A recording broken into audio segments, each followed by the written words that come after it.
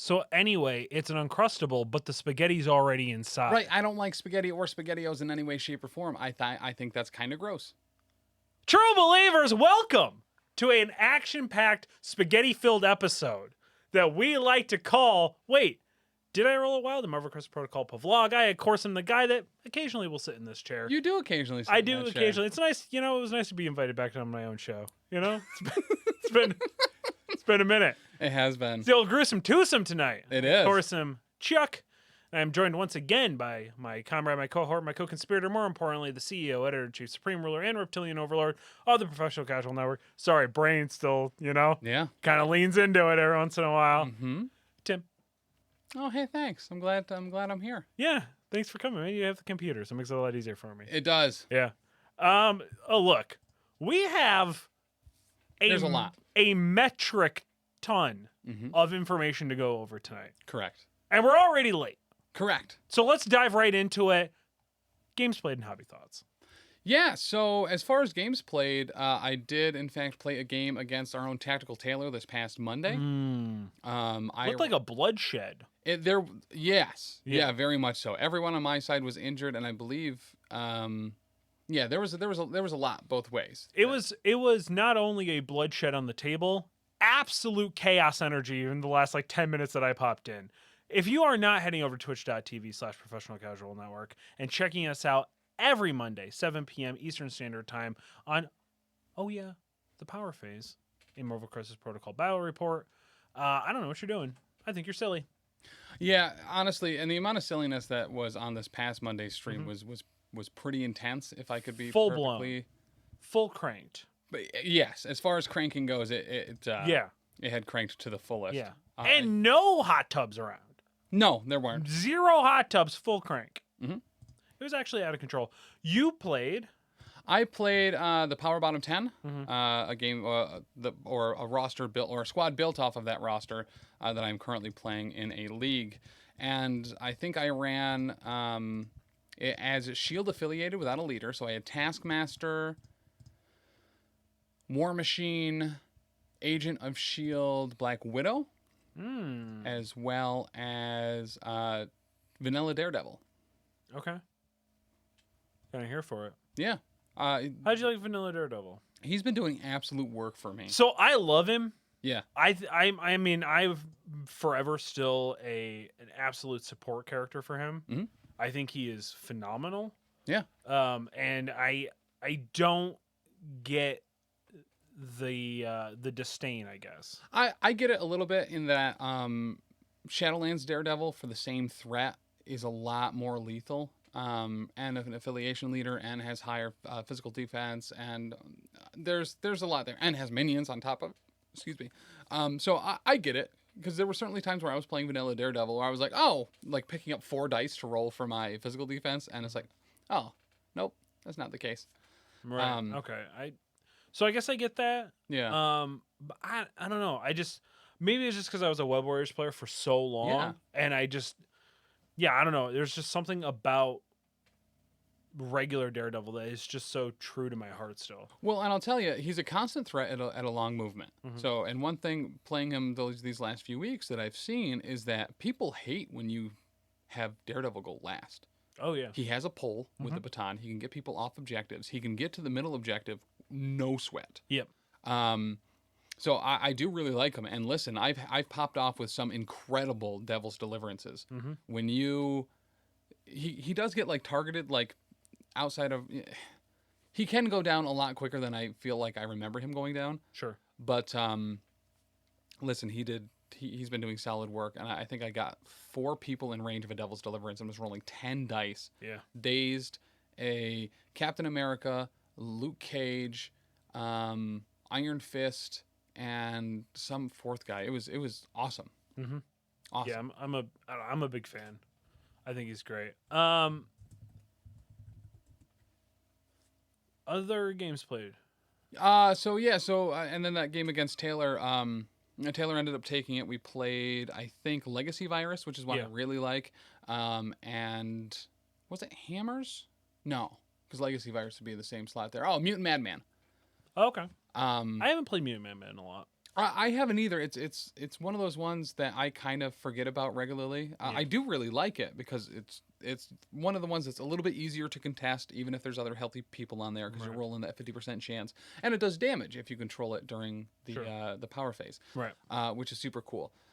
He played a list of all shapeshifters. Okay. So anyone that could change size. So he had Hulkbuster, he had Miss Marvel, Hood, and Ant-Man and Wasp. Okay. So, how was it going up against Hulkbuster for once? I Piloted by an absolute maniac. I did what I needed to. Yeah. You know the ins and outs of that character. I do. I was like, hey, he's gonna want to charge up here. I'm gonna let him, and then I'm just gonna leave. I had the shield mobile, so when Hulkbuster got over to my side of the traps, he did a bunch of work. Somehow, Black Widow, Agent of S.H.I.E.L.D. survived like an incredibly good volley from him, like just taking nothing, just tanked it all. She is surprisingly tanky. She rolled 5 successful defenses on 3 energy defense dice. I think a lot of the time there are characters that come out when everyone finds that one shtick that they're good at. Like when she came out with Doom Prophecy, that was like the whole thing. You widow bombed everybody. When they kind of took that away from encouraging you to play it, people stopped playing her. And then I think when you start working those characters that, okay, well, they nerfed or they got rid of, or someone found the hard counter to this thing, and then those characters come back, you start to see other aspects of that character you didn't see originally. When I played her last 2 times ago, whenever it was that I actually played, like 6.5 years ago, she was surprisingly tanky. Yeah. She wasn't fast. She didn't move a ton, but she stayed on an objective and just stayed there. And then I had, I think, like Hawkeye backing her up or something. But yeah, she was great. So yeah, game went really well. I actually appreciate her quite a bit. There was a couple times that were frustrating where she was just chasing a tiny Ant-Man down, rapid firing that pistol on the floor like a Tom and Jerry cartoon, just not being able to do a single damage to Ant-Man with 4 rapid fire shots. To this day, Ant-Man is still one of my favorite characters. Yeah. I just want an affiliation where he works. Yeah. I haven't tried him in Hulkbusters yet. Yeah, so that's what Taylor ran was Hulkbuster. Yeah. But he's not usually a target you want to throw around anyway. I guess you don't lose anything, but you don't really gain anything. Yeah. So I guess I get that. But I don't know. I guess from the instance of if he's going to be small and on an objective, the way you get him off the objective is to throw him. So like I get it from that aspect. And everybody benefits from not... Is it you don't take damage from being thrown? Or you take 1 less damage from collisions. So potentially, if you're in small mode, yeah, right. But no, he played a good game. He squeaked her out. It was nice and tied up for most of it, and then towards the last round, there was just there wasn't a lot I could do. Black Bolt was my last character. Okay. I did get a Whisper off during the last round and got some work done, but a Hulkbuster and a Miss Marvel took 0. Just blocked everything that Whisper did. That's not bad. Yeah. I mean, I still to this day, as somebody who plays Inhumans, probably more than anything for whatever reason, I still think Whisper is a trap. Yeah. I don't think it's worth it. I would rather Master Punch myself across the board. Yeah. Well, I just go coast to coast. I wasn't in range, and there was 3 characters all on an objective that I really needed. So it was like, well, if you're gonna pop off, you might as well pop off, right? Right. However, I did not expect to roll 2 successes against a Miss Marvel who blocked 4 or 5 somehow with the same dice. Okay. But yeah, no, it was a fun game, and Taylor's always really super cool. Yeah. To play. Taylor's always fun. I just enjoy. As far as hobby stuff, though, I primed Scourge. Oh, okay. He's in my garage now too. Did you put them together? Yeah, I assembled him as well, like a week or 2 ago. Coming up in the world, right? So now I've put together Black Swan and Scourge, and have primed both. And right here on Twitch every Wednesday, Taylor does like a hobby hangouts where he's painting up the old Tim Sawyer Heimdall. Yes. He was doing some non-metallic metal. It was really, really clean, really good. You know what really looked good that he doesn't ever give himself credit for was that leather work he was doing. Yeah. That was phenomenal leather work. Correct. Looked really, really good. So it'll be really cool to see that Heimdall. I'm very curious to see how he paints the rainbow road. Yes, because that's the last part that he has to do for Yeah. it. The super Lots giant of that he did. glazing would help. The super giant he did for me as well was Very crisp. incredible. Very yeah, crisp. just Yeah. super nice. The blending that he did on like the magical effects around it too just looked phenomenal. Yeah, looked really good. But how about yourself? Had you gotten a chance to hobby at all? I got, you know what? I literally today got to Oh. pick up a paintbrush, and I've decided I'm going to slowly chip away on Mysterio and Dormammu. Oh. In fact, because I sent it over to you, Yeah. I have a little work in progress. You do. I decided to feature it. And there it is. There it is. Boom. I just wanted to show off that I was going with a green to blue scheme with pink fire. Why? Because you don't have to paint anything box art if you don't want. It's your remodel. Paint it how you want. I see a lot of time in like Facebook groups and stuff that like people feel like they have to paint something in a specific way, like whether it's a specific suit. Put a mustache on it. You know what I mean? Yeah, definitely. 100%. Sculpt a mustache, paint it like a bee. That's all you got to do. That's true. But yeah, Give him a pink cutoff shirt, rollerblades. Yeah. You know what I mean? And some rip-off jean shorts with the pockets shockingly hanging easier than you would expect to do. Just use those tacos for rollerblades on the bottom. Yeah. That's all you got. Yep. But yeah, I got a little work in progress done. I decided to humble brag a little bit about it. I still have a ton of work to do, obviously. But the face and most of the fire is done. I'm in love with the skin tone, by the way. It almost has like a Martian Manhunter kind of vibe. Yeah. Like it's a really nice bluish green gray. Yeah, it was a dark camo to camo, dark camo green to faded green from Pro Acryl. Okay. Shout out to our friend Brendan. I knew I was going to get it wrong. Over at Monument Hobbies. Yeah. The old Pro Acryls. Pretty much the only paint I use. He's one of my favorite people, by the way, Brendan. He sent me a picture from the Adepticon warehouse as they were moving some stuff around. Uh-huh. And I have decided what tramp stamp I'm going to get based off of some of the stuff he sent me. Fantastic. And we're in the process of having some temporary tattoos made. Look at that. Of those. So if anyone else wanted to have some tramp stamps of this particular thing, I'm going to see if I can pull up the picture and show our lovely people here. There we go. It's this tag that they put on the totes that says, "This terrain is property of Adepticon." And I think that as a tramp stamp would just be just incredible, would it not? So I'm going to have those made. Bravo. I mean, there was a time to do it, bud. This is it. Right. You know what I mean? So I've also been a little double fisting Yeah. and cranking out Mysterio. I've had Mysterio sitting on my desk for like probably a year now. yeah, They're damn close. And I was just like, you know what? Dan close. Yeah. Yeah, actually. Yeah. Extremely. Mhm. Dan Close. Yeah. Anyway, yeah, so I started cranking out. I'm trying to do like a cool like a swirl effect, but non-metallic-y looking with the helmet. Yeah. It's not going great. But again, Pro Acryl is helping a lot. They have this new stuff called they call it Miracle Juice. Love it. Yeah. Yeah, consider me signed on. I don't care what it is. It's like they call it like Miracle Juice, and it's a glaze wash additive. Oh. So it works it's very similar to a medium, Yeah. but it has a slightly different property. I think it's a lot of like kind of what they use in their transparents. Yeah. So it turns transparents into washes. It turns opaque paints into glazes, and it's literal magic. That's awesome. Yeah, all that wet blending that I've done on Dormammu here is done with that. So Beautiful. Yep. So as far as the MCP stuff that we're going to try to focus on tonight, we're going to talk about the Red Guardian card. Yeah. The final member of the Winter Guard. His stuff has been revealed. Mhm. We're also going to touch on the Tactus cards that came out this week for Malekith. Yep. And we're going to try to fit in as much of the Hydra releases as possible as do it. well. There were a couple blogs this week over on the website, professionalcasual.com. I wrote one. Well-written articles. Hey, thank you, man.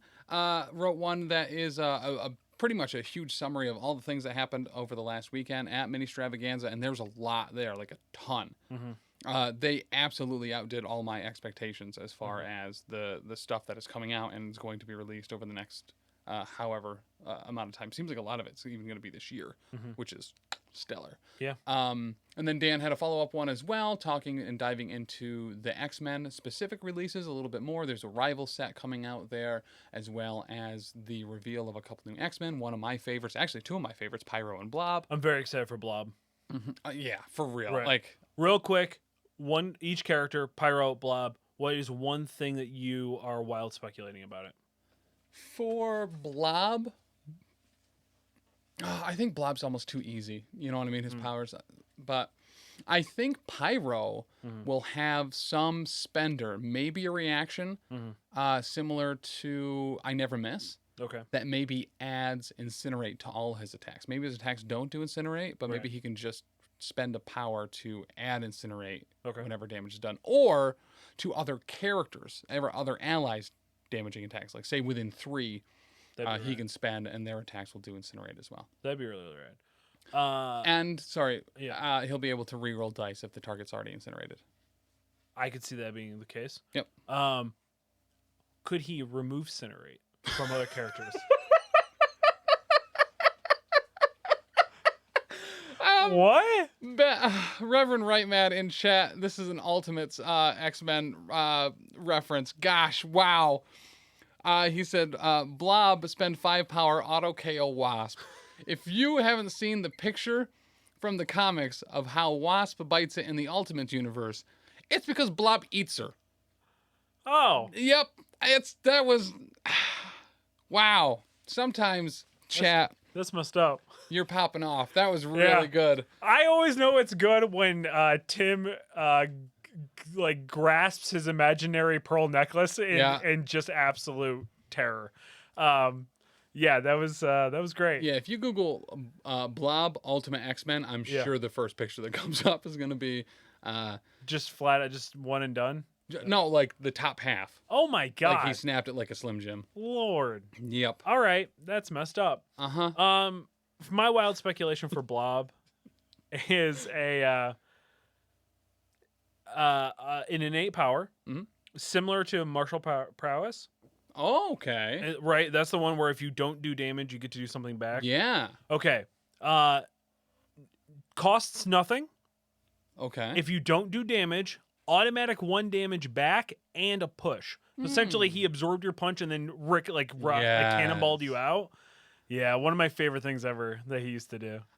So him in the 90s cartoon show, just like there was one episode where Rogue and Storm go and they are following up on some Brotherhood thing, and it's like, I think maybe Avalanche and Blob or Blob and Pyro or something like that, but Blob is eating this like massive, like half a car size thing of like ice cream from like a vendor, and just is like, no, you can't have any, and then throws it at him and like takes out Rogue, like just absolutely concusses her with a 10-gallon or more thing of ice cream. I would love him to have a card where he can just pitch an ice cream at somebody. Yeah, or come with terrain that is a giant ice cream container. If people don't start painting trash cans like giant ice cream containers, I'm going to be really, really upset. Yeah. Everyone needs to do it now. Do it. Base size? You think he's going to be on the biggest? Absolutely. Yeah, same. Oh, on the biggest? No. That'd be like Dormammu sized, right? Dormammu Hulk sized. Is he not the same size as Hulk? For some reason, I thought Dormammu was on a bigger base than the 65. No. Yeah, I think he's same size, just wicked tall. Yeah. Freaking wicked tall, man. Wicked tall. Wicked tall. Wicked. You beans. Shout out to Dr. D. Probably at a Dunkin' Donuts right now. Love you, gay. All right. Let's get into the insanity that is post-meeting extravaganza. Yeah. So first up, we did get some Taxes cards earlier this week. Yeah. We won't get into those right now, but we will talk about the Red Guardian card, which got revealed today. Like just time of recording, hours ago. So we are. This is the last member of the Winter Guard. This is the only one that we hadn't had anything yet for, and they did I think probably one of the best thematic jobs mechanically comparing him to Captain America. I think some people in the Facebook groups were a little negative at first, but I think their critiques are why this character is great. And we'll go right into that. So Red Guardian is going to be a 3 threat, 5 stamina, medium mover, size 2. 3/3/4 for defenses. And we've seen with the other Winter Guard, they all have a little bit more mystic than I guess I was anticipating initially.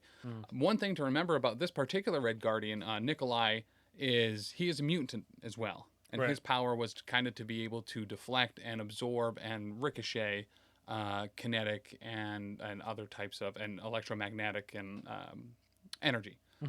So his strike, somewhat straightforward, range 2, strength 5. After the attack is resolved, this character gains 1, so it is a gainer instead of a builder.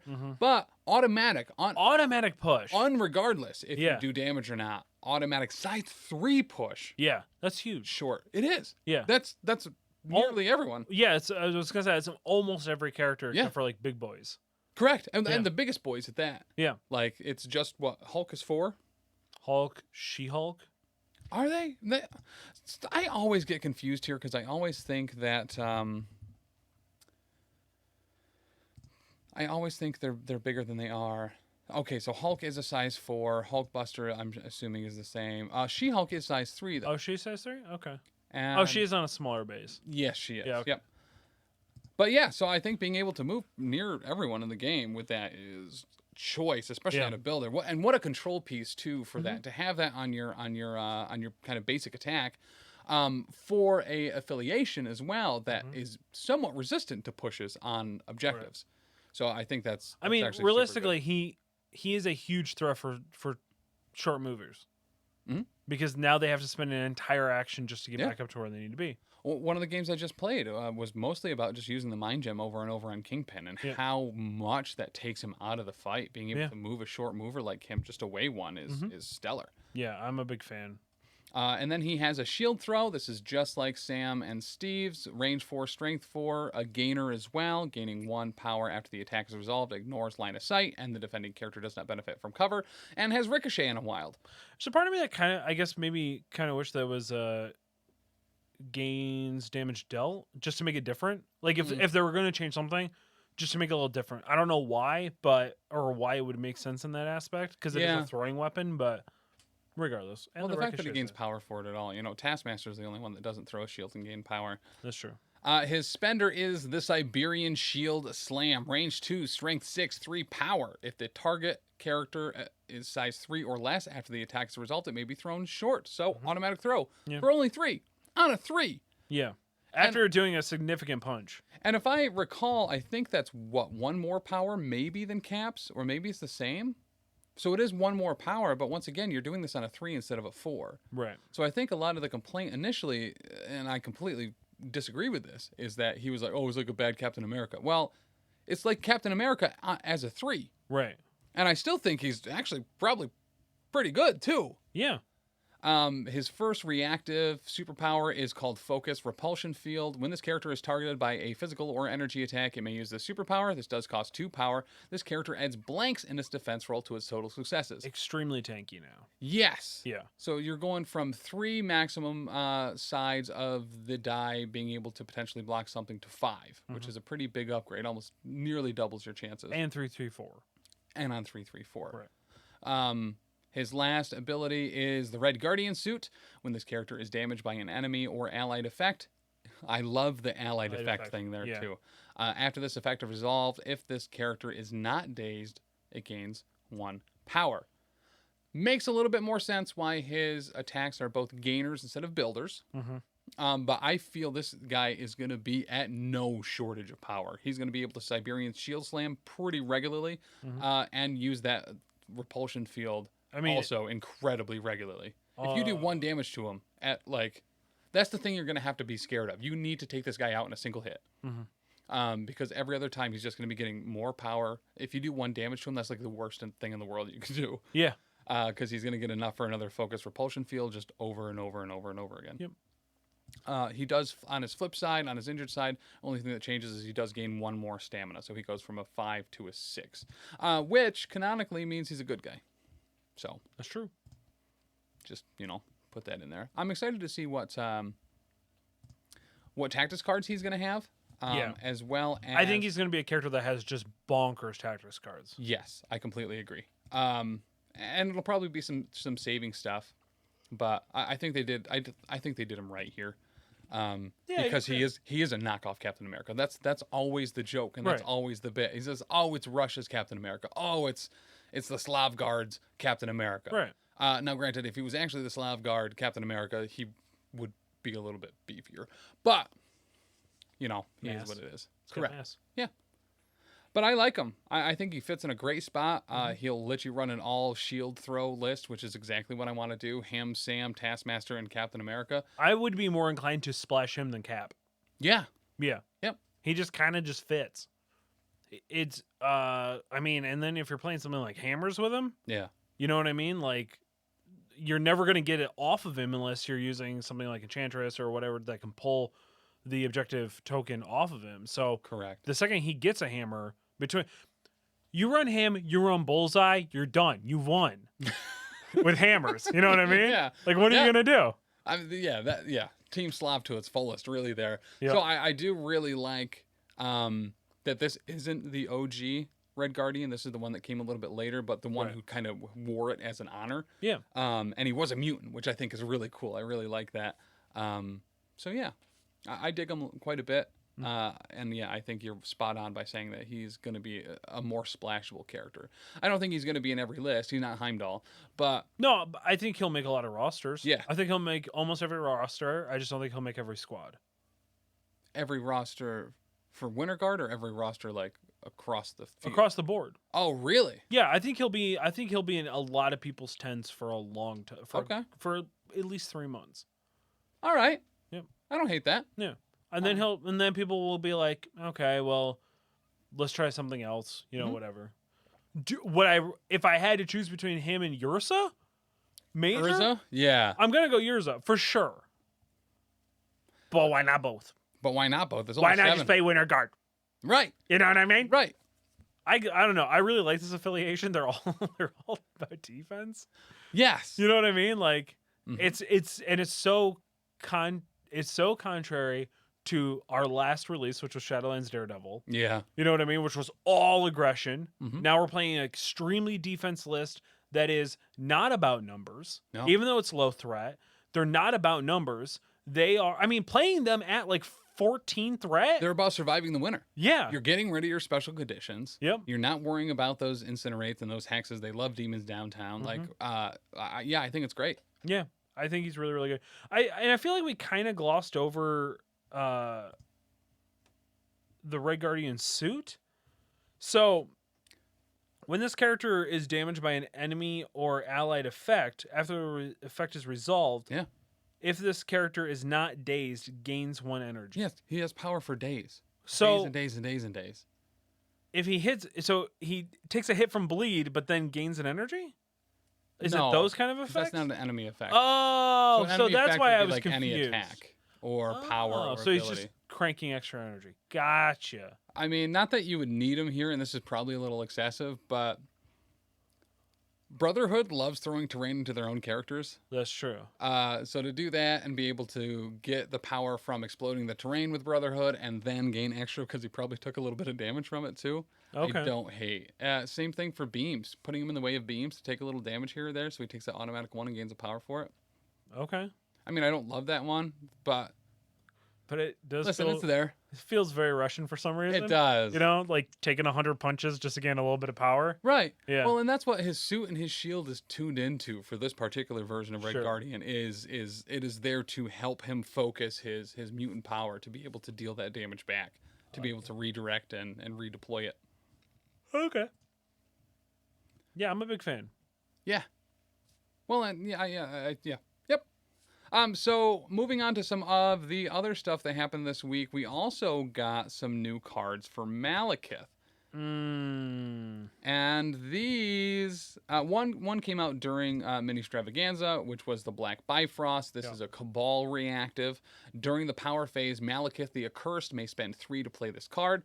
Place a Black Bifrost token within range 1 of Malekith the Accursed. Then place another Black Bifrost token within range 5. Once per turn, during a character's activation, while within range 1 of a Black Bifrost token, it may suffer 1 damage to be placed within range 1 of the other Black Bifrost token. Here's the thing I like about this. You aren't paying to interact with power. So this is a very alternative to the strange portals, where you are paying to interact and then you are being teleported over there. You're paying with health this time. So characters that love this is obviously anyone with fast healing. One of the new Hydra members, granted not on Cabal, but though he could be, Arnhem Zola has some fast healing as well. So I think there's a lot of neat play that you could be doing there. Yeah, that's interesting. Yeah, especially when teamed up with the new one that just came out. Go ahead. Midnight Phantasmagoria. Gesundheit. Thank you. Yeah. So this is an unaffiliated active card for Malekith the Accursed. During his activation, Malekith can spend 3 to play this card. Push all enemy characters within range 3. Within range 3 of Malekith away short. Remove 1 damage from Malekith for each character pushed this way. Yeah, because that's what this character needed, was a healing push ability. Now, granted, it's once per turn, or once per game. Yes. So I get it. It's fine. But, like... He's on a big base. Come on, man. He's incredibly movable. He already has some healy stuff, and you can't modify your attacks against him. He's 4s across the board. I guess Gamma Shelters just became meta again. You know what I mean? Like, Right. Put him on the middle objective and just push everybody. So did he need this? No. No. Did he want it? Yeah. Yeah. Am I mad about it? Not really, actually. By the way, the model of this thing is just absolutely bonkers. Gorgeous. Crazy. Gorgeous. I don't know if you saw the picture Dallas posted where they compared it to a Baron Zemo. Yeah, Baron Zemo confirmed. Yeah, Baron Zemo confirmed. Yeah, I don't know if you guys knew that. I bet he got in trouble for that, but yeah. Appreciate it, honestly, low key. I've been waiting for Zemo for a long time. Yeah, that's fair. But I think, listen, it's awesome. It's going to make Malekith an even bigger release, and he's going to have an impact on the game for sure.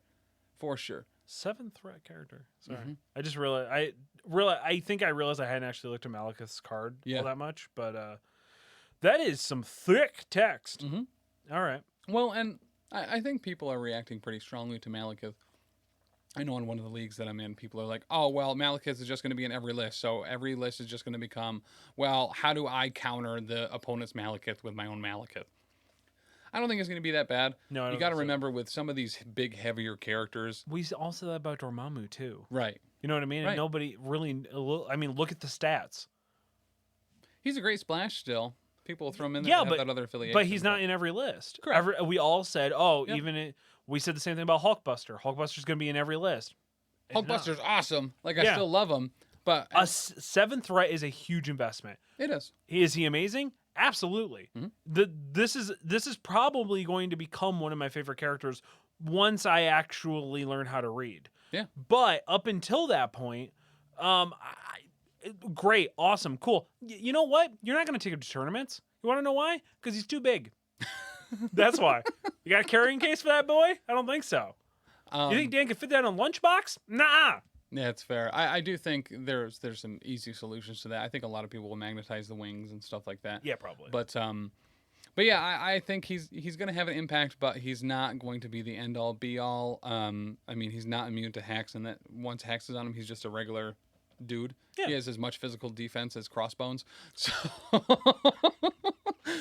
what a weird comparison, but sure. You gotta take it all in stride. Yeah. And one of the things, as always, and granted, they kind of worked this into the character as well, giving him some efficiencies he has a charge, he has some things that'll give him some movement or potentially follow-up attacks. Maybe not a follow-up attack, I might be joking about that one. But when you invest in a bigger, ruckusy character like that, you are in fact losing turns, losing activations. Hold on one second. Did you say if you put Hex on him? I said he's immune to Hex. Immune to Incinerate. Hex, oh, Incinerate, okay. But Incinerate and Shock, listen, still get all their mileage, if not more so, on Malekith as everyone else. Poison just ruins him. Because he's not immune to poison. He's not immune to poison. So he's done.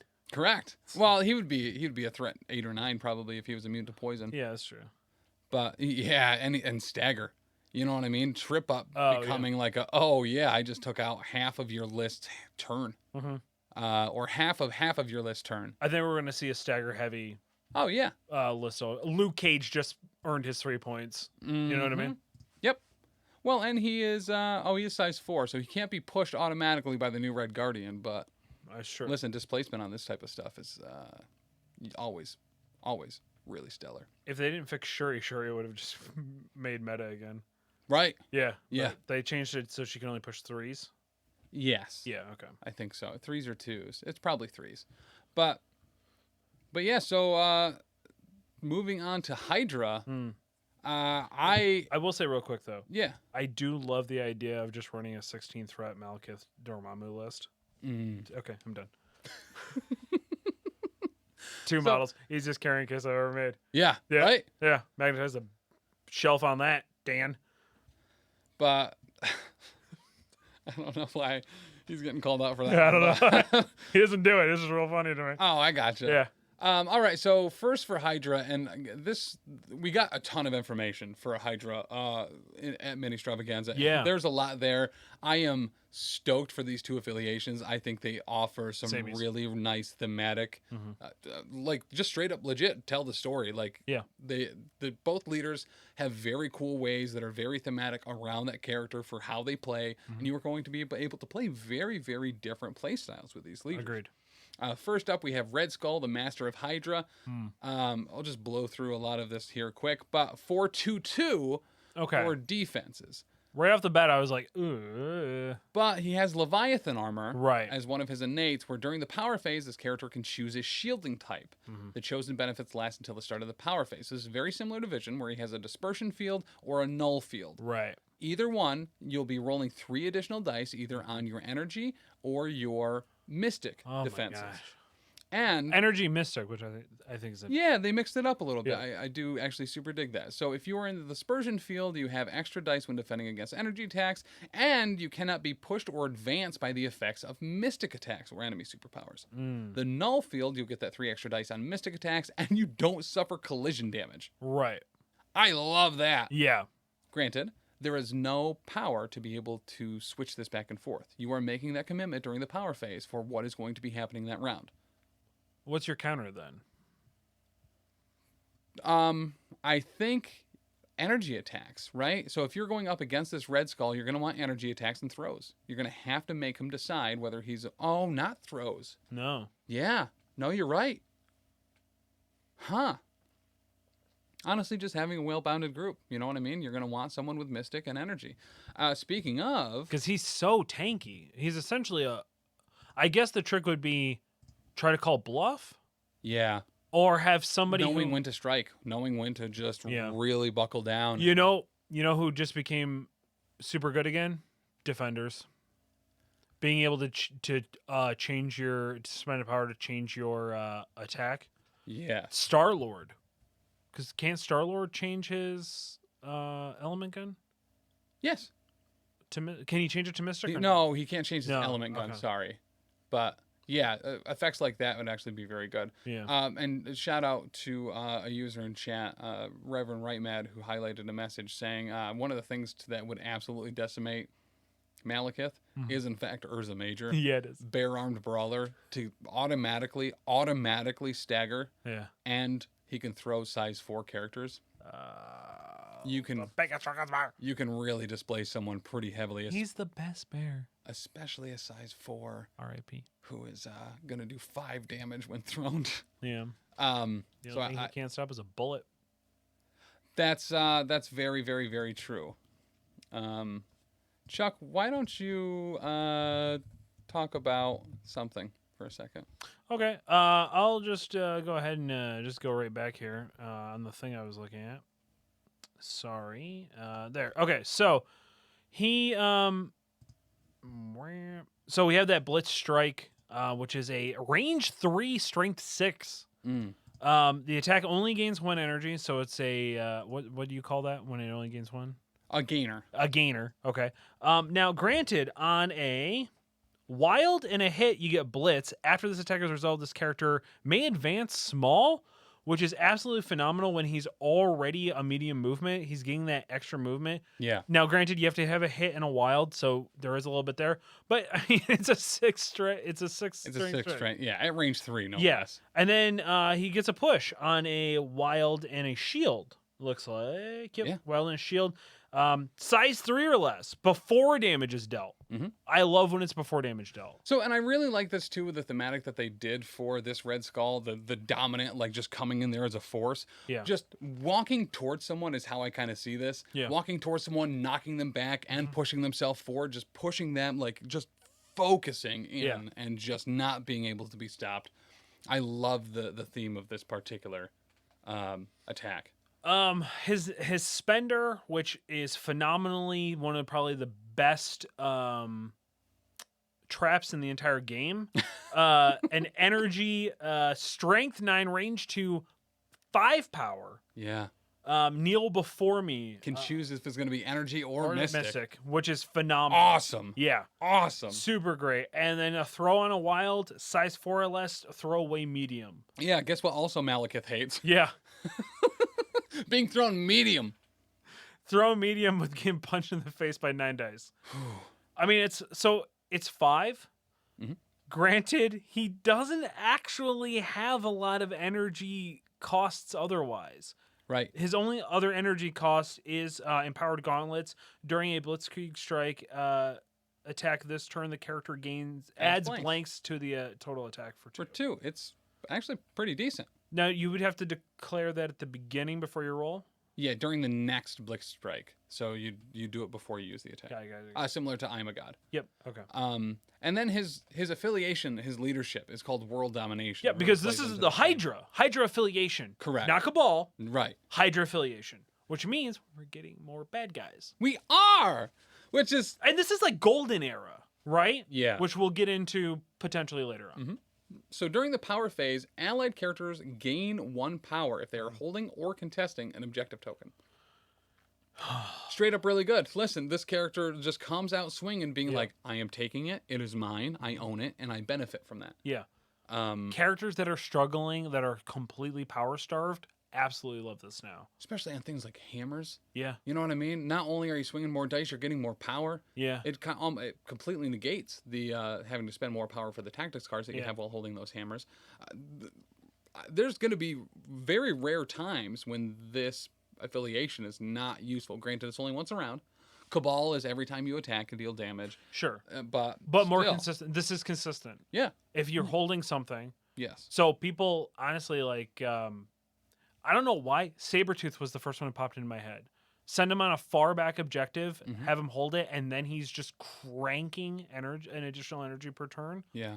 I mean, nobody ever complains about getting too much energy. Correct. Unless you're playing Dormammu and then your team's taking damage from it. But even then, right? Even then, you have to spend the energy by the end of the turn, right? Correct. Right. The only thing that is like, actually, you know who loves this? People who are immune to poison. Yeah. Because that's the one weakness. That's the one counter to this. Is you put poison on them, then this affiliation literally doesn't mean anything anymore. I mean, not really. They'll still gain that power. They just lose 1 during the power phase. Right. So you're not getting 2. You're only getting 1. Yes. Right. I mean, the whole reason why it negates the whole reason why you would take this. Yes. Right. Yes. But every awesome character that is super broken is immune to poison. That's true. That would be on this team. Nebula, who cannot hold or contest, so it doesn't matter. I got the joke.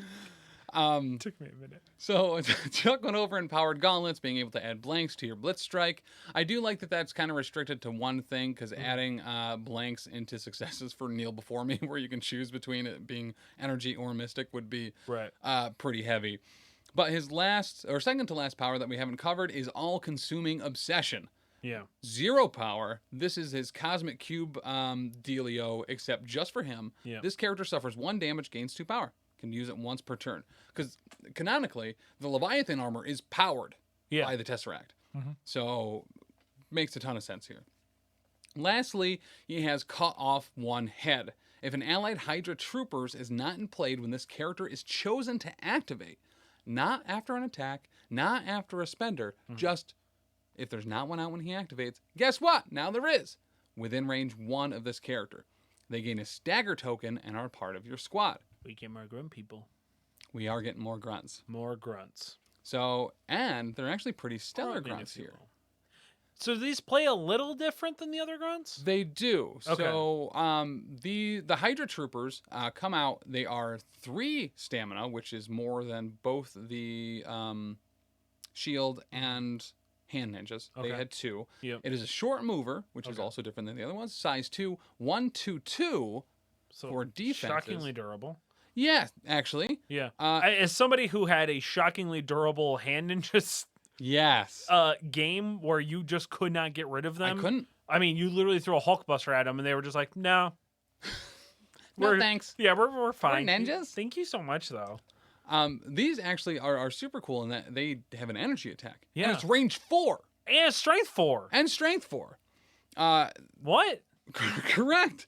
They're awesome, and they do come out at his activation, right? So Right. at the first turn that Red Skull is going to be taken, they're going to be effectively just a little bit ahead of your back line.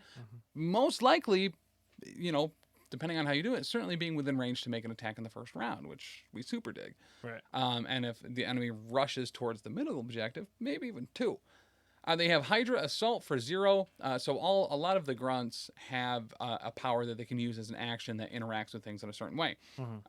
Hydra Assault works this way. This character makes a move action. During its next attack action this turn, this character may reroll any number of attack dice. After the attack is resolved, this character is KO'd. I love it. It comes out. It's not going to be able to use this first turn due to the stagger. Right. But, or actually the stagger wouldn't apply to the next turn. I forget how that works exactly. But it also has Occupation Force. This is an innate. This character cannot pick up, hold, or interact with extract objectives. So the other 2 are, in fact, the Shield Grunts and the Hand Ninja are actually all about extracts, not about secures. But as an Occupation Force, and once again, that domination thing, being able to get on those points and hold them, this character does not have to pay to interact with secure objective tokens. So this is kind of like a permanent first class. Yeah. Where they're just going to be flipping your stuff. They're going to be pushing your buttons to flip your objectives. And I love it. And then finally, Grunts, Red Skull, Master of Hydra. This character cannot be included in rosters. Now, otherwise can only be put into play as a result of right. the head. And that is the only way we can get grunts. These grunts. This one, yeah. Yeah. Okay.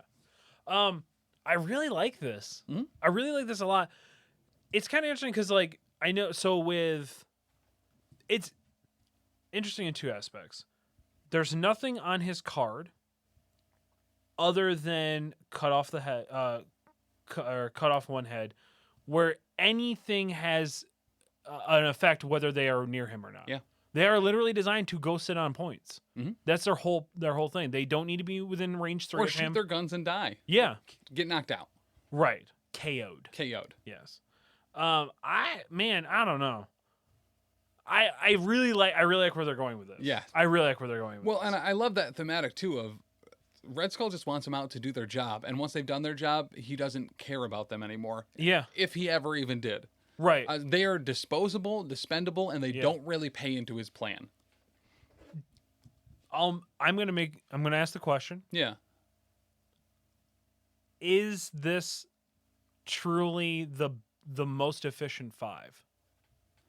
Because we've had this argument before that like 5 sometimes don't feel like 5. Yeah, he certainly feels like a 5. He feels like a 5. Yeah. He almost feels like a 6. Yeah, and he's not even immune to poison. Right. Like, but durable, high health, and we'll get into some of his tactics cards too, which are insane. But Kneel Before Me is awesome. It is expensive, but it is worth it. Yeah. And Blitz Strike is just very cool, very thematic. They nailed this character. They did so cool of a job, and I feel that this really sets up the future of knowing, hey, when they do characters at different points in their career, at different power levels, they're gonna just absolutely knock out it. And it makes absolute sense that this character is just absolutely insane. Yeah. This is golden era Hydra, powered by the Cosmic Cube. Like just super, just like insane prime Red Skull time. Yep. It's not Trenchcoat holding a Rubik's Cube. You know what I mean? Like, Correct. Yeah, I'm super excited for this. So we'll talk about Hydra research, or Yeah. occult research real quick. Uh-huh. So this is one that only this version of Red Skull can use, and it's nuts. During the power phase, Red Skull, Master of Hydra, may spend 10 power to play this card. Red Skull, Master of Hydra, and all characters within range 2 of him gain a stagger token. You know what Malekith hates? Stagger! Stagger. And being thrown! Yeah. Red Skull, Master of Hydra, gains the following superpower for the rest of the game. This character may perform an additional action each activation. That is nuts. That is awesome. That is huge. I'm here for it. It's great. It's great in every way, shape, and form. It's baller. It's baller as heck, some might say. Is it a trap? No. Well, probably. So 10 energy? Yeah. So he's got to take a bunch of damage. Or use that one spender a whole bunch, or deal himself a bunch of damage. And there's certainly ways to do it for extra action every activation. It's certainly worth it. But you're popping off probably 1 or round 2 with it. Do you really think round 2 you're going to be able to have 10 energy? On him? If someone focuses on him, for sure, he's got 7 health. So don't focus on him. Run from it. No, and that's kind of normally the thing to do with any one of these big. I mean, he's threats. going to chase you, but If you can throw him away, and ignore him. Right. That's what you do. I think you have to put poison on him. Mm-hmm. Just negate any ability. Yeah. Yeah. Yep. He would not. The affiliation, you would not gain multiple. It's just one flat energy, right? Like if you're holding multiple hammers, you would not gain multiple energy. If you're on, It's an if. So Okay. it's if they are completing either one of those tasks, Okay. they gain a power. So Okay. yep, maximum of 1. Good Okay. question though. Very good question. yeah, because I'm not saying it would come up, but the person who constantly has that situation come up, Right. am just like, okay, is this what they meant? Because if you have an extract and you're holding a secure, that's 2 energy, you're 3 a turn, so I could kind of get it. Yeah, but no, thankfully it is just the 1. Otherwise, that would be very easy to pull off. Where are you splashing him when you're not in Hydra? I'm probably not splashing him. Okay. 5's a heavy splash, unless I really need. Like if he's in a roster where I'm also running other Hydra or other Cabal, yeah, potentially. But Did Thrill's Wong just awesome. become his favorite friend? Yeah, probably. You know, because Wong- Wong can pass energy off. Mhm. You R&D. Yep, advanced R&D, which Yeah. is now restricted. It's still. Yep. I mean, if it means you're getting additional action, Correct. it's not hard to get 10 on him. No, If you're don't playing think it so. smart. especially with I mean, I think he's really solid. Yeah. He's in a great spot. He's a mess. And the other Victory Assured is the other one that he has. Uh-huh. Let me get that up here. Beautiful. So Victory Assured is another tactics card specifically for the Johann Schmidt version of Red Skull, which I think just means it's either Red Skull instead of Red Skull or Red Skull Master of Hydra. Yep. But this gives him an attack that's a beam 3, strength 6. Now, there's a couple caveats to this. No cost to play the card, Right. but when you play it, you may suffer up to 5 damage to play this card. This I character don't hate it. No, this character may use this attack once per this activation, and that beam gets extra damage dice for each damage you take during it. He has a ton of health, making this a strength 11 beam 3 isn't going to be unheard of. If this attack dazes or KOs the target character, this character gains the stun special condition. He has a gainer. You know what I mean? He doesn't have a builder or ways to gain more than 1 power at a time anyway. Bring on the stun. I don't Yeah. care. Yeah. You know what I mean? Outside of taking damage. Right. But yeah. So I guess actually legitimately that is kind of a pretty big defect for him, because that is how he will gain the most power, Mm-hmm. is taking damage. At least at one time. Right. Hydra research. Can you go back over real quick? Oh, it's a Hydra affiliation. Okay, never mind. Yeah. Never mind. And it So- can only be used on him. But yeah, Right, you right. can't splash him with it. Yeah, because That's what I was trying to figure out. I was trying to think gotcha. of affiliations where you could pass, like, he'd be great in humans, being able to Yeah. pass all that energy off onto him. Even with Dormammu and Dark Dimension, Mhm. I mean, he'll take a round of damage, but you could crank it up so quick. Well, and you kind of want him to take damage to get that power too. So I think doubling down on that Wong, so he can faithful assistant power to him Yeah. and heal him when he's taking damage to get extra power. Actually, yeah. Yeah. And I don't think that took an action either. No. No. The all-consuming obsession. So, yeah, just backpacking Wong on him, healing him up every round, and giving him an extra power. Yeah, I don't think occult research is going to be difficult to pull off at all. I think the goal will be round 2, but I think you'll be able to do it reliably by round 3. Yeah. And then, I don't know, man. Yeah. Just pray. Right. You know? Because having an additional action is ridiculous. It really is. And then I guess once you do that, you just throw stagger on him. I mean, does stagger's always kind of been in meta, but yeah.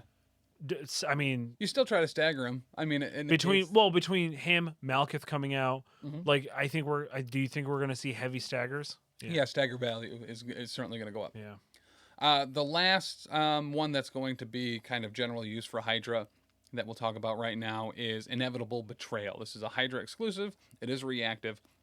And this is super cool. This is awesome and plays into the story and the theme a lot.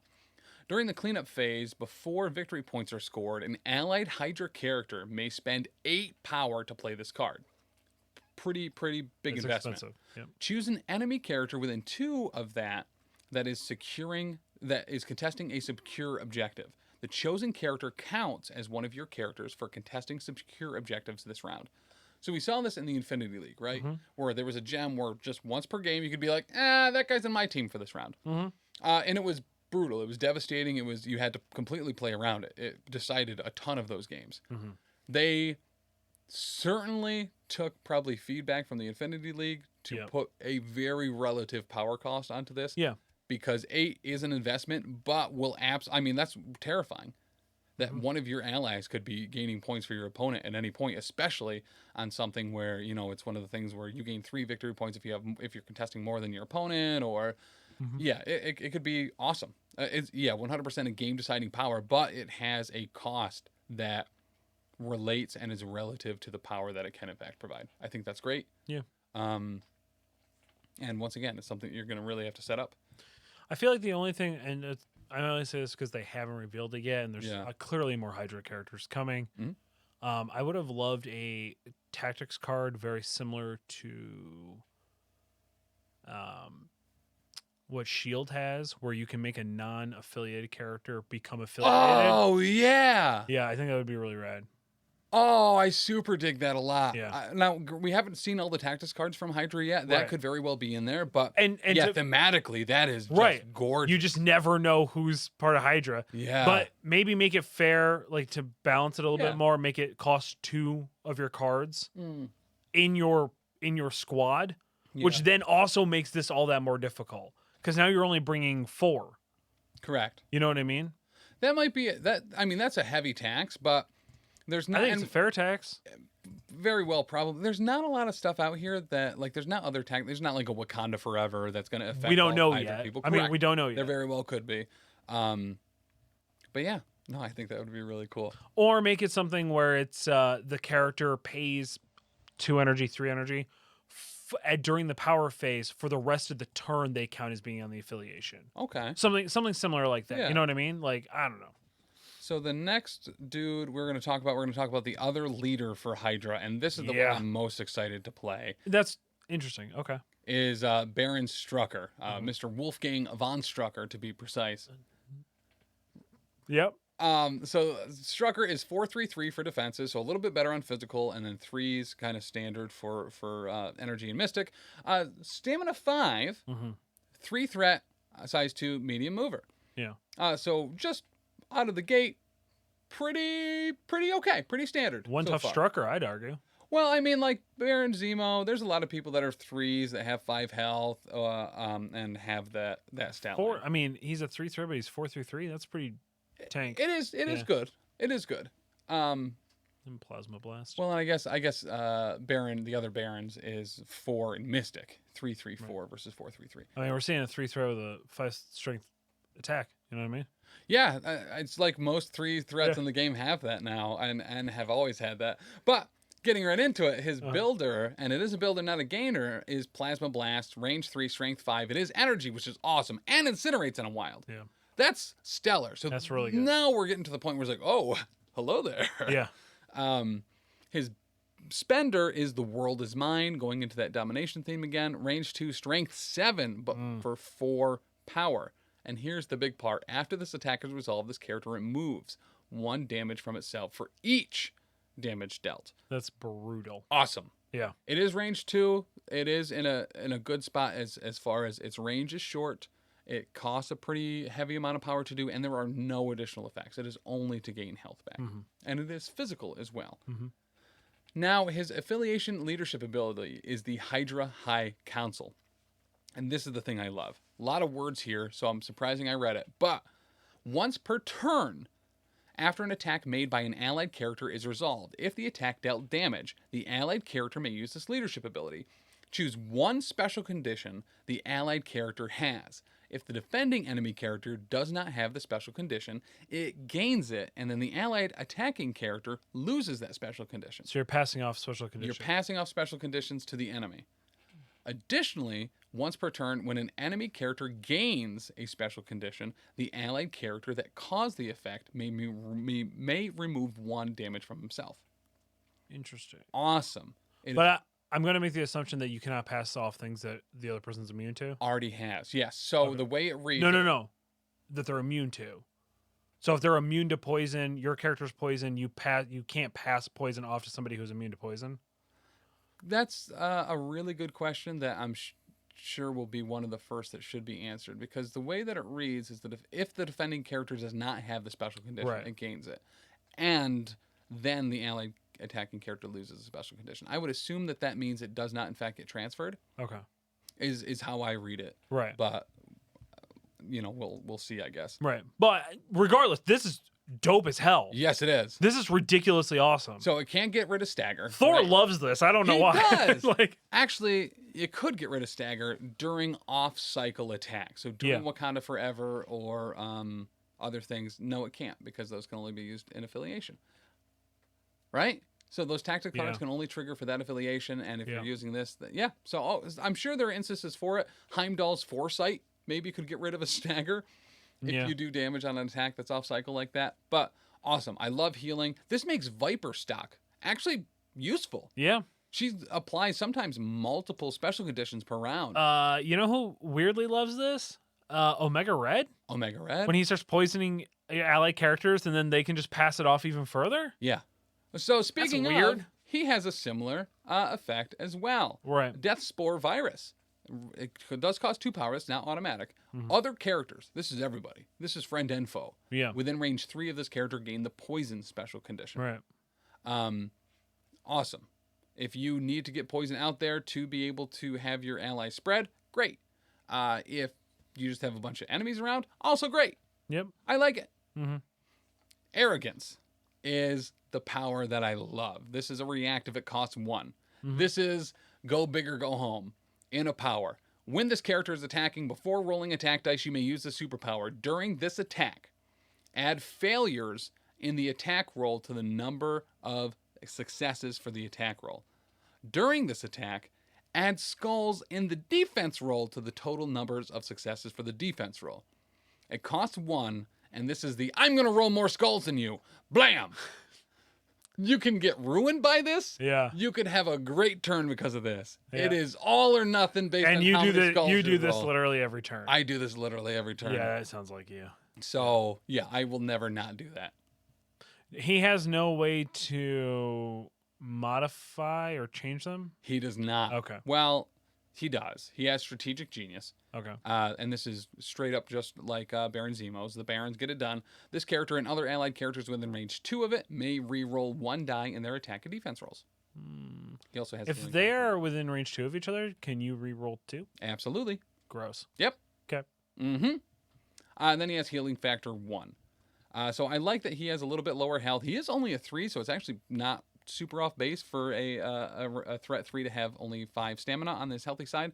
But I love this. I love this this theme, this corruption from the inside, this like my weaknesses are now your weaknesses. I think this is a very different theme to play with Hydra, But we have a threat 5 leader that is all about dominating the field and throwing things around and going right for their goal. And then we have the more subterfuge, I'm going to put poison on you and this on this other thing, and I'm going to give myself this to make sure that Black Bolt can have that. I like it a lot. Yeah. And you're healing and you're regenerating. I love I don't know anybody who hates this affiliation. No. You know what I mean? Yeah. And they're doing a really good job of creating abilities within affiliations that like everybody on the team benefits from. Yeah. There's not somebody like that you would be like, well, I wouldn't take them because this doesn't do anything for them. Correct. Like we say, I mean, my thought is always like, well, Ant-Man doesn't care about Steve Rogers' Avengers because he doesn't benefit from it. Right. Everybody benefits from these abilities. Mhm. I'm a super big fan of where they're going with this. Same.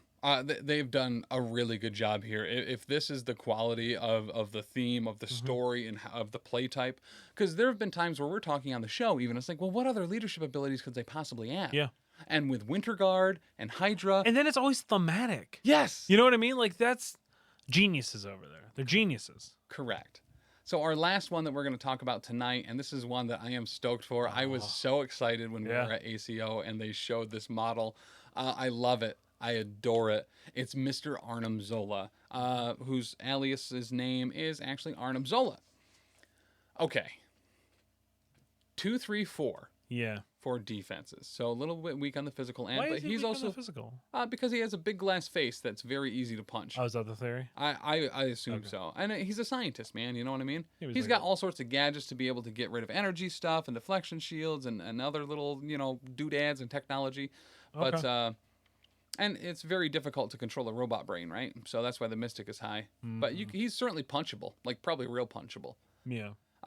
But because he's, a big, strong Krang, he's also got 6 stamina on his healthy side. And size 3, threat 3, and movement short. Prototype weapons is his gainer. This is super cool. Range 4, strength 4. You can choose whatever attack type you want this to be. Physical, energy, or mystic. It's a gainer, so it'll gain just 1 power after the attack is resolved. But on a wild, Hydra Ingenuity, you'll be able to add bleed, shock, slow, or stun for every wild that you put in there. You can choose which one you want to do.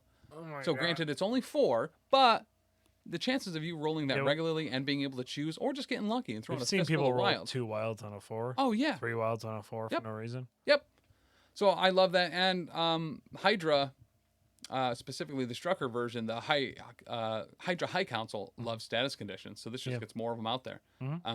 And with a high stamina character like Arnhem Zola as well, he might be a little difficult to take down by adding effectively status conditions, most likely on most of his attacks, where you're always going to be choosing the weakest defense that they have, Yeah. because it can be anything. Mhm.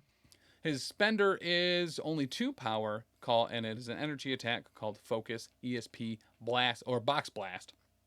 Ooh, the old Box Blast.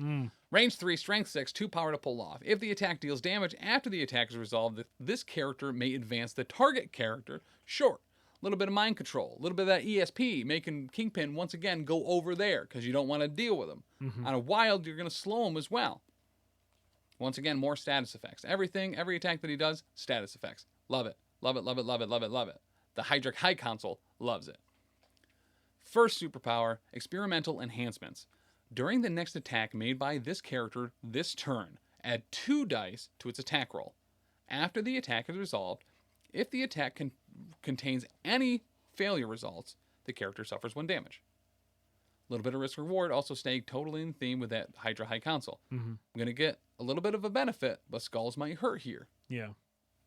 I really like that that's the theme that they're telling in this story. Yep. Real quick with the Force EMP Box Blast. Yeah, Does that get around people who can't be... That gets around people who can't be pushed. it does. Okay. It's an advance. Yeah, that's why Yep. That's why I was wondering. And no size restriction. So Right. It is that mind control I mean, thing. It does It's get on a spender, but that's still... I mean, that's great. Yeah. Getting around that's super good. The only thing that doesn't get around are some of those effects like Juggernaut has. And there's no size restriction, Correct. you know? So you can finally... You can still push a Hulk, You can. you know? Makes Hulkbusters pointless.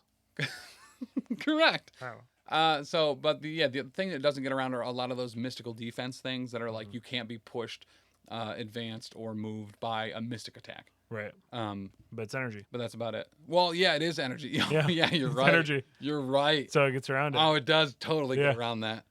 All right, yeah, even better. Zola, new meta. Zola, new meta. There it is. The Zola meta.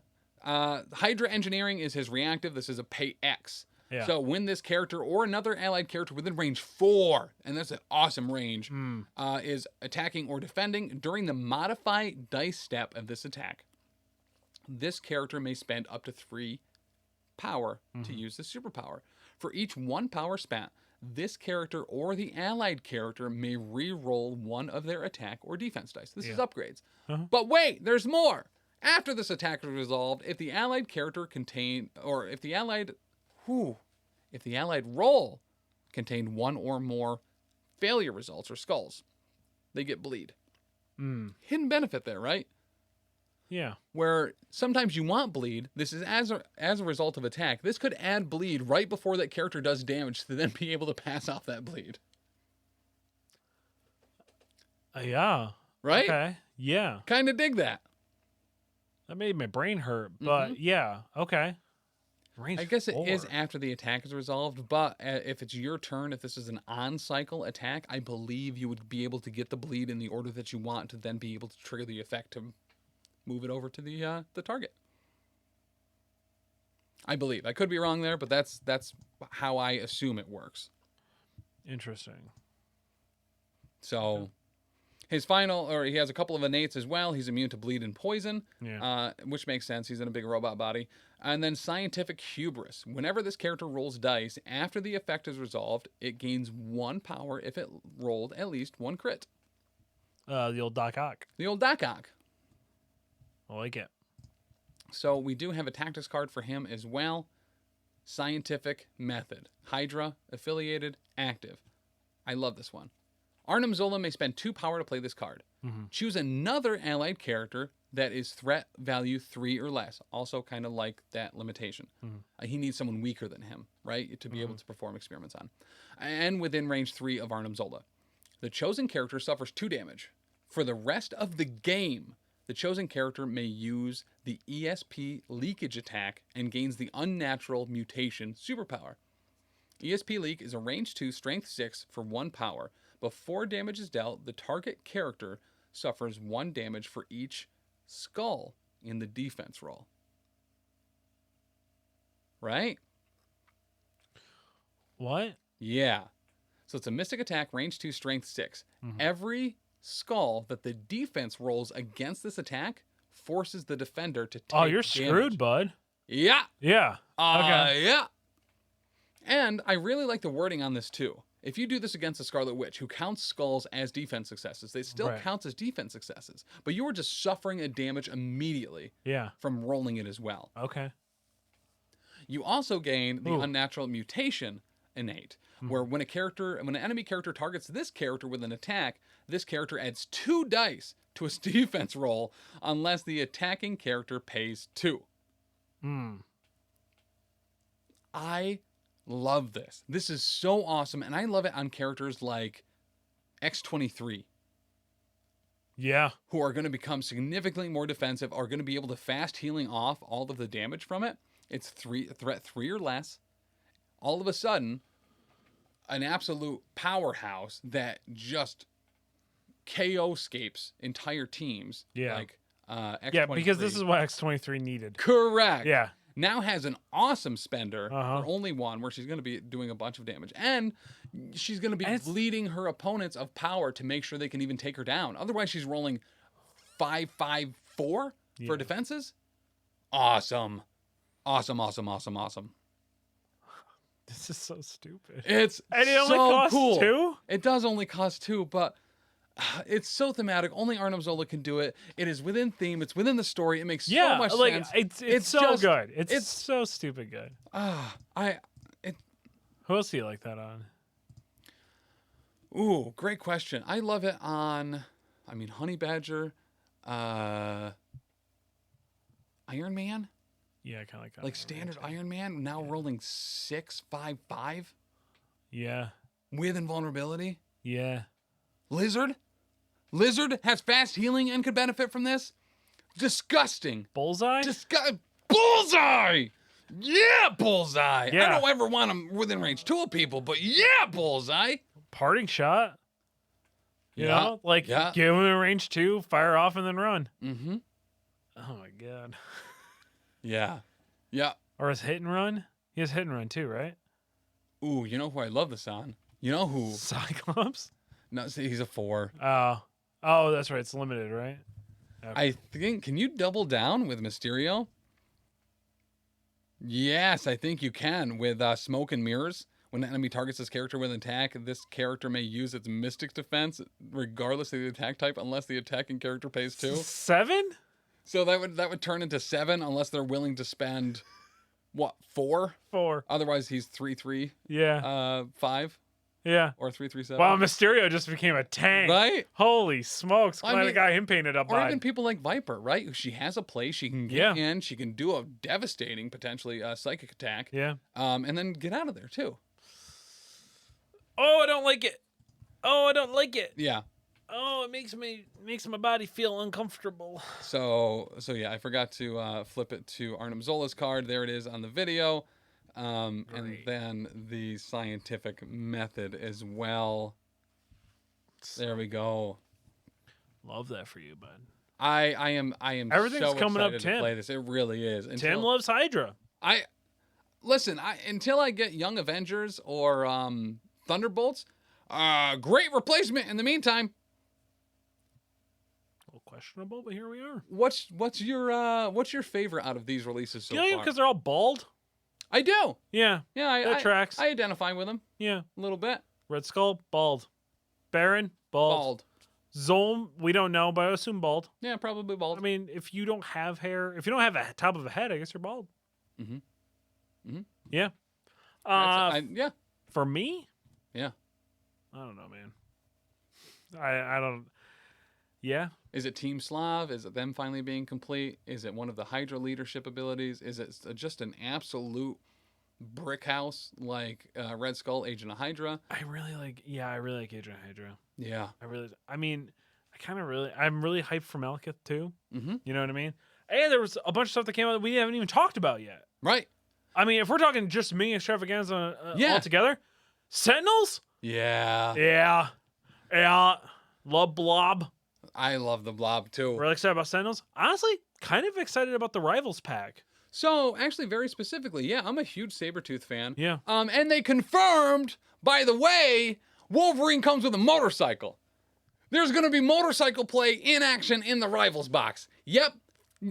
Thank you so much. Obviously, they watch a very particular stream that added motorcycles in specifically for Wolverine, and they're like, you know what? Great idea. Great idea. They did it, Chuck. I know they did. They did it. And 2 different heads. Mm-hmm. Cowboy hat, no cowboy hat. Are you proud of yourself, AMG? Are you proud? Do you like giving him everything he wants? I mean, so like It's legitimately. too much Christmas. After Renewal of Vows 2, that was just so up my alley, so perfect with the shtick. I still am not 1,000% sure you didn't write it. Listen, we interviewed Sarah, who wrote it, so that's my only excuse. But yeah, she did an incredible job. And Sarah Rowan. Have I ever seen you and Sarah in the same room? I don't know. Fair. Yeah. True. Smoke and mirrors. Sarah Rowan also wrote an upcoming organized play kit or ultimate encounter based on the new Hydra terrain as well. Was that Red Skull yeah, and a the tank. new ultimate? Yeah. What? Yep. Yeah, that thing looks wild as heck. So I am so excited. You know what I to really see hope? what she does with that ultimate encounter, because I just know it's going to be great. It is going to be great.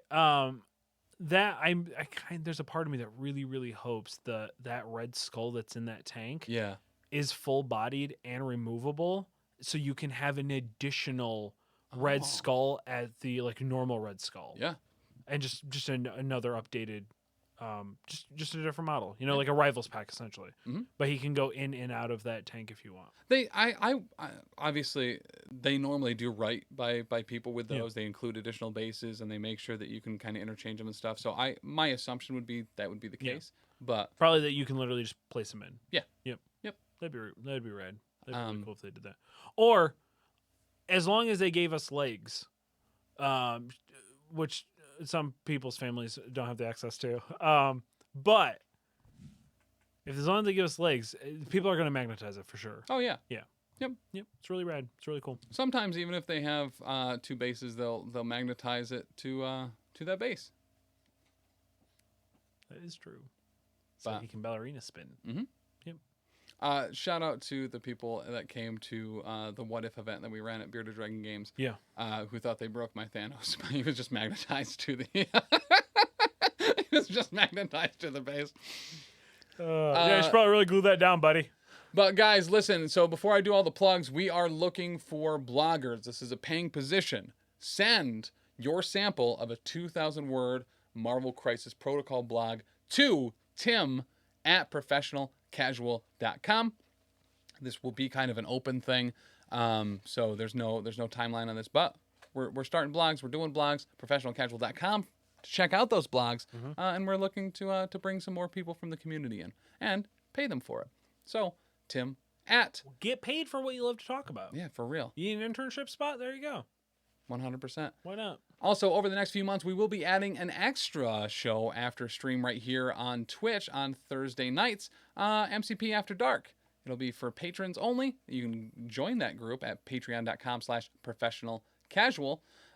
Get in the Discord, get a whole bunch of extra benefits. It also helps us a lot. It helps us do things like be able to pay bloggers, the time that they are spending to write about a game that we all love, and be able to provide coverage at conventions like LVO and ACO, Adepticon, and so much more.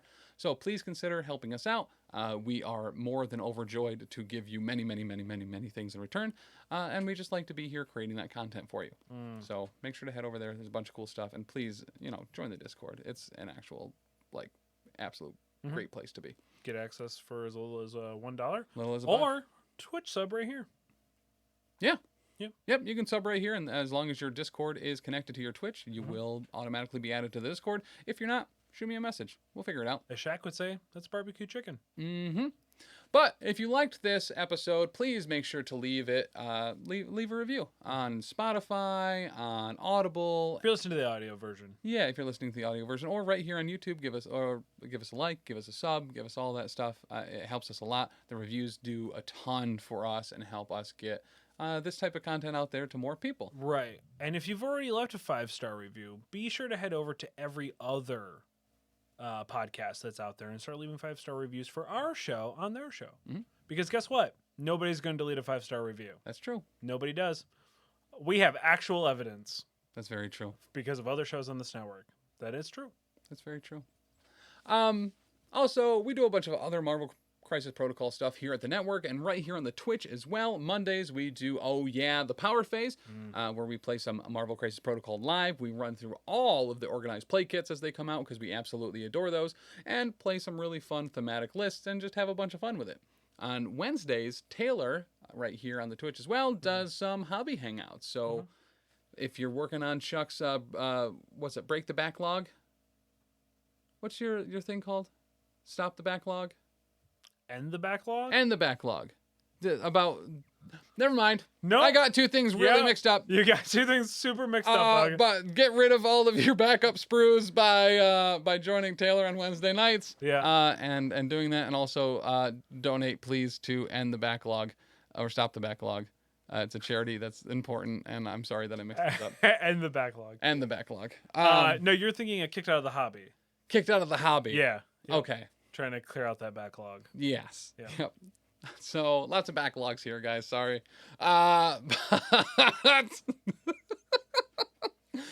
But as always, professionalcasual.com for those blogs, and you can find all of our other podcasts. We do actual plays for Pathfinder 2nd Edition, Warhammer 4th Edition, as well as a bunch of other fun stuff. And there are tons and tons and tons and tons of extra video and bonus content and extra podcast and shows on the Patreon as well. Consider if you helping out. support us, that gets us more hyped to make more content. Easiest way. It's true. Paid, unpaid, whatever. Like, subscribe. That's the biggest way to help. Helps the algorithm. And then if you want to support us financially, patreon.com/professionalcasual. That's true. Till next time, true believers. Love you. Bye. The ears hurt.